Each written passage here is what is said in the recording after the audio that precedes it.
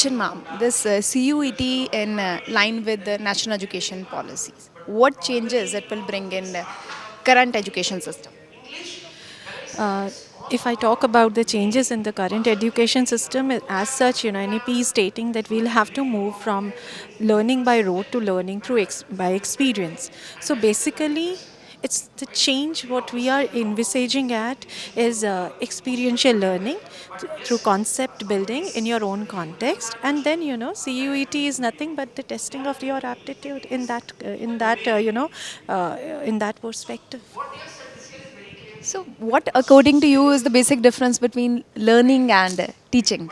I have already, stated there that there's a example which helps you understand the difference between teaching and learning.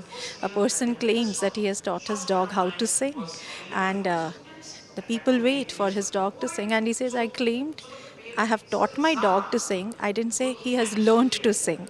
So there's a difference between teaching and learning, which makes in that learning is by the child in his own context, while teaching is whereby the teacher portrays the his or her own learning to the child out of his or her own experiences. So learning has to be built in under different tangents of the child, right? So that's the difference between teaching and learning.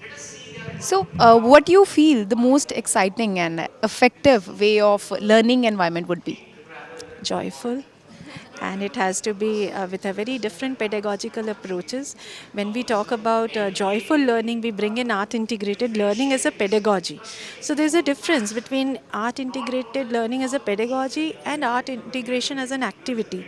Generally there's a confusion that AIL as a pedagogy is not being taken, but AIL as an activity is portrayed by the teachers. So when you bring in learning through art integration, through sports integration, through multiple disciplinary approach, you actually bring in joy to joy for learning, and you reduce the burden on the child, and you come up with an approach which is student friendly, and whereby you need to give time to the child to learn. And learning happens at 6 different levels: learning on your own, through then learning through your peers, learning from the teacher, and learning from the environment. So all the four tangents have to be taken up together to make learning very profound, and to make learning very effective and lifelong, because NEP is focusing just not learning but learning for to be a lifelong learner.